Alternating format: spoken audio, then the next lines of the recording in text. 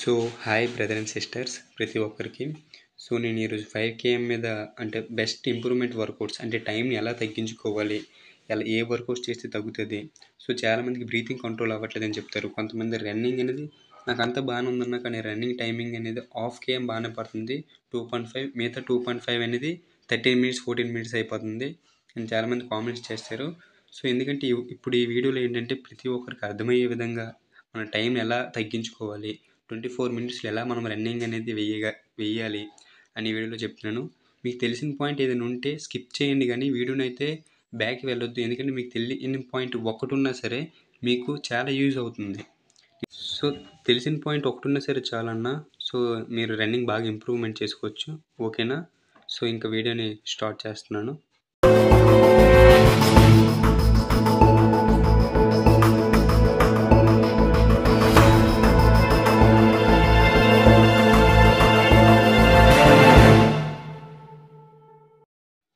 So first point వచ్చేసి ఏంటంటే 30 minutes before running 1/2 litre అనేది తీసుకోవాలన్న కంపల్సరీగా 30 minutes ముందు వాటర్ తీసుకోవడం వల్ల ఏమవుతుందంటే లోపల స్టమక్లో ఏమున్నా సరే క్లియర్ అవుతుంది అనమాట. 30 minutes ముందు, బిఫోర్ 1 hour తీసుకున్నా సరే పర్లేదు. ఓకేనా? నెక్స్ట్ వచ్చేసి warm up workouts, pre workouts or warm up workouts. ఇది 10 minutes కంపల్సరీగా చేయాలన్నా. అంటే జస్ట్ బాడీ స్ట్రెచ్చింగ్, లెగ్ని ఫ్రీ చేసుకోవడం, హ్యాండ్స్ని ఫ్రీ చేసుకోవడం, హెడ్ రొటేటింగ్ చేసుకోవడం, అంటే కొద్దిగా బాడీని ఫ్రీ అప్ చేయాలన్నమాట. అంతే, రన్నింగ్ చేసే ముందు కొద్దిగా బాడీని ఫ్రీ అప్ చేసి స్ట్రెచ్చింగ్ చేసుకుంటే చాలు. ఎక్కువ దీంట్లో చేయాల్సిన లేదు, జస్ట్ ఒక 10 minutes ఆర్ 5 minutes అంతే.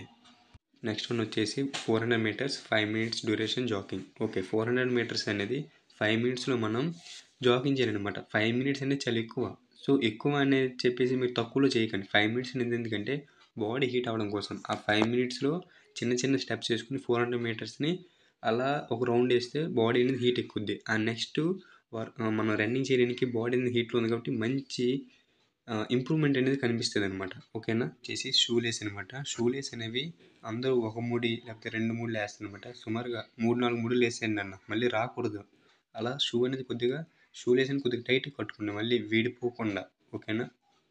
సో వార్మప్ అయిపోయిన తర్వాత రన్నింగ్ అనేది స్టార్ట్ చేయాలి. ఫస్ట్ వచ్చేసి ఎవ్రీడే 3 km కంపల్సరీ. ఆ షెడ్యూల్ వైజ్గానే సరే నో ప్రాబ్లం. కానీ నేనేం ప్రిఫర్ చేస్తానంటే 3 kmనే ప్రిఫర్ చేస్తాను. ఎందుకంటే ఇప్పుడున్న తక్కువ సమయంలో షెడ్యూల్ అనేది ఏమవుతుందంటే బాగానే ఉంటుంది, వర్కౌట్స్ అనేది చేసుకోవడానికి షెడ్యూల్ బాగానే ఉంటుంది. కానీ ఇప్పుడున్న తక్కువ సమయంలో ఎవ్రీడే 3 km వేయడం వల్ల మనకి బాడీకి అనేది 3 km అలవాటు అయిపోద్ది.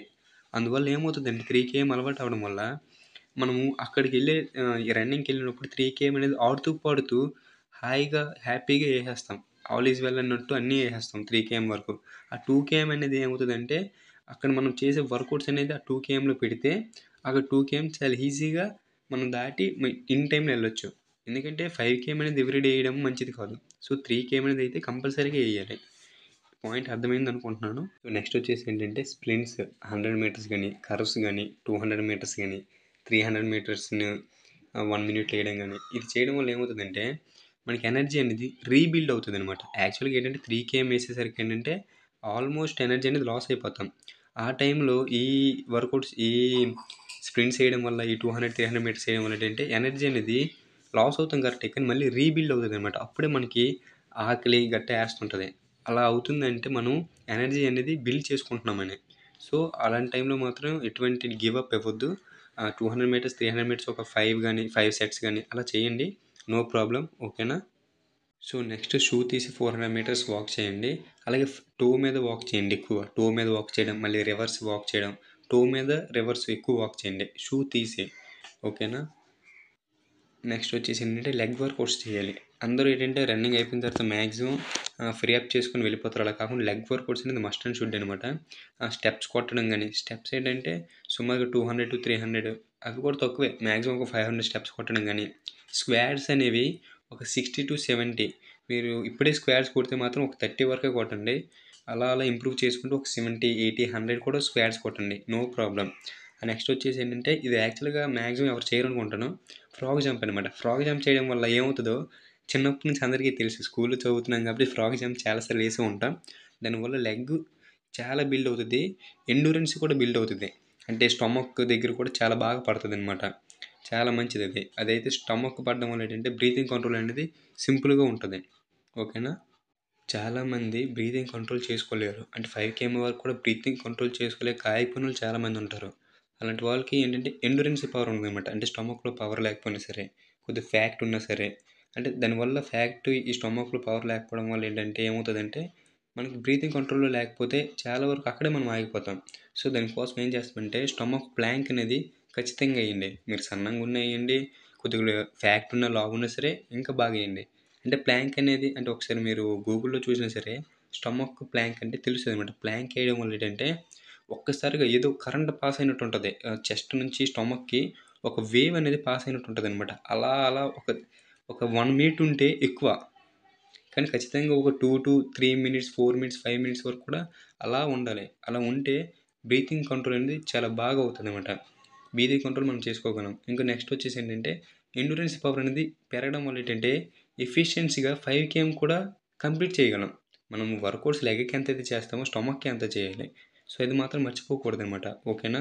ప్లాంక్ ఎయండి. ప్లాంక్ ఏసిన తర్వాత ఏంటంటే కొంతమందికి చెస్టు ఆవిరైపోతుంది అంటాం కదా! అందువల్ల ఏంటంటే అప్పటి వరకు బాడీ అంతా హీట్‌లో ఉంటది. అప్పుడు గాని మనం ఏం చేసినా సరే ఇంకా పడతదనమాట మన ఒంటికి. సో, ఏంటంటే ఆ టైంలో ఒక 20 పుషప్స్ గాని చెస్ట్‌కి.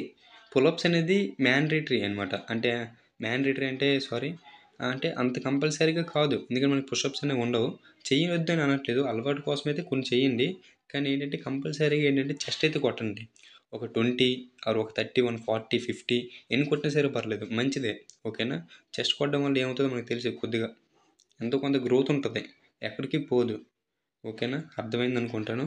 సో, ఒక 2 మినిట్స్ రెస్ట్ ఇచ్చి యోగా అనేది చేయండి. బ్రీత్ ఇన్, బ్రీత్ అవుట్ చేయడం వల్ల మనకి చెస్ట్ అనేది 81-85 అదే 80-85 అనేది ఎక్స్‌పాండ్ అవ్వాలి. సో, ఏంటంటే యోగా చేయడం వల్ల ఏంటంటే ఫస్ట్ బ్రీతింగ్ కంట్రోల్ అవుతది. అలాగే లంగ్స్‌కి చాలా మంచిది. యాక్చువల్లీ యోగా అనేది ఎందుకంటే లంగ్స్‌కి చాలా మంచిది. అలాగే ప్రెజెంట్ ఆఫ్ మైండ్ అనేది ఉంటది. ఓకే. కానీ మెయిన్ థింగ్ వచ్చేసి బ్రీతింగ్ కంట్రోల్ అనేది ఎక్కడవుతది? ఊపిరితిత్తుల నుంచే కదా! సో, ఏంటంటే మన లంగ్స్‌కి చాలా మంచిదనమాట. యోగా చేయడం వల్ల బ్రీతింగ్ కంట్రోలింగ్ అవుతది. ప్లస్ ఏంటంటే మనకి ఎక్స్‌పాండ్ చేయడానికి ఎక్కువ స్కోప్ ఉంటది. 5 సెంటీమీటర్స్ కాదు 6-7 సెంటీమీటర్స్ కూడా ఎక్స్‌పాండ్ చేయొచ్చు. ఓకేనా? సో, ఇదంతా అయిన తర్వాత completion of the workouts half litre water అనేది కంపల్సరీగా మస్ట్ అండ్ షుడ్‌గా తీసుకోవాలి. ఓకేనా? అంటే ఒక 5 మినిట్స్ రెస్ట్ ఇచ్చి యోగా అయిపోయిన తర్వాత ఒక 5 మినిట్స్, 10 మినిట్స్ రెస్ట్ ఇచ్చి హాఫ్ లీటర్ వాటర్ తీసుకొని అక్కడే మళ్ళీ 5 మినిట్స్ కూర్చొని గ్రౌండ్‌లోనే అప్పుడు ఇంటికి వెళ్ళాలి. అంతేగాని వెంటనే వాటర్ తాగేసి వెంటనే టైం అయిపోతుంది కదని వెంటనే వెంటనే ఎళ్ళిపోయామంటే అంటే అనకూడదు గానీ చాలా మంచిది కాదు. హార్ట్ అటాక్ వచ్చే ఛాన్సెస్ కూడా ఉంటాయి. సో, ఎందుకంటే అక్కడే ఎంత రెస్ట్ ఇచ్చామో అంతవరకు వర్కౌట్స్ చేయాలి. ఎంత వర్కౌట్స్ చేసామో అంతవరకు హెల్తీ ఫుడ్ తీసుకోవాలి. ఎంత హెల్తీ ఫుడ్ తీసుకున్నామో అంత స్లీపింగ్ అనేది చేయాలి. Sleeping must and should 9-11 hours must and షుడ్‌గా చేయండి. అందరికీ అన్నీ అర్థమయ్యిందనుకుంటున్నాను. చాలా నాకు తెలిసినంత వరకు నా 4 మంత్ ఎక్స్‌పీరియన్స్ మీ అందరికీ చెప్పాను. దీనివల్ల ఏంటంటే నేను 22 మినిట్స్ ఎస్ఎస్‌సి జీడీ అంటే 5 కేఎంని 22 మినిట్స్‌లో హ్యాపీగా వేస్తాను. ఎటువంటి without any losing of energy హ్యాపీగా అలాగా ఆరామ్సే చాలా జాయిగా, హాయిగా, cool and well and good చాలా చక్కగా నేను 5 కేఎం కూడా కంప్లీట్ చేస్తాను. సో, మీరు కూడా ఈ 1 మంత్, ఈ 1 ½ మంత్ ఏం చేస్తారంటే కంపల్సరీగా ఇవన్నీ దీంట్లో ఏమైనా కొత్త విషయాలు మీకు తెలిసుంటే చాలా మంచిది. అవి మీకు తప్పనిసరిగా యూజ్ అవుతాయని నేను అనుకుంటున్నాను. ఎవరు కూడా టైం అయితే ఇప్పుడు వేస్ట్ చేయొద్దు. ఫిజికల్ లిస్ట్‌లో ఎవరైతే ఉన్నారో ప్రతి ఒక్కరికి ఆల్ ది బెస్ట్. రన్నింగ్ అనేది చాలా బాగా చేయండి. మీ 100% ఇవ్వండి. అలాగే తక్కువ మార్కులు 2 మార్క్స్ యాడ్ అయినా సరే మీరు అందరూ రండి. అందరూ కూడా మీ బెస్ట్ ఇవ్వండి. ఎవరు కూడా రిగ్రెట్ చేయొద్దు. నెగ్లెక్ట్ చేయొద్దు. డిసప్పాయింట్ అస్సలు అవ్వద్దు. ఓకేనా? మనం క్వాలిఫై అయ్యామంటే మనకు కూడా జాబ్ వచ్చే అర్హత ఉంది అని మాత్రం మర్చిపోవద్దు ఎవరు కూడాను. అది మెయిన్ గుర్తుంచుకోండి. తక్కువ మార్కులు వచ్చాయి నాకు పాయింట్ మీద మార్క్స్ వచ్చాయి. 1 మార్క్‌తో నేను యాడ్ అయ్యాను. 2 మార్క్స్‌తో యాడ్ అయ్యాను. ఇవన్నీ వద్దు. నువ్వు ఫిజికల్ లిస్ట్‌లో ఉన్నావు. నీకంటూ జాబ్ వచ్చే అవకాశం ఉంది. సో, నువ్వు రన్నింగ్ ఎయడం మాత్రం నువ్వు మైండ్‌లో పెట్టుకోవాలి. మార్క్స్ గురించి ఎందుకు? మార్క్స్ వచ్చాయి నీకు. మార్క్స్ వచ్చాయి కాబట్టి నువ్వు ఫిజికల్ లిస్ట్‌లో ఉన్నావు. ఫిజికల్ లిస్ట్‌లో ఉన్నావు కాబట్టి 5 కేఎం కంప్లీట్ చేయాలి. 5 కేఎం కంప్లీట్ చేసిన తర్వాత మెడికల్ క్లియర్ చేయాలి.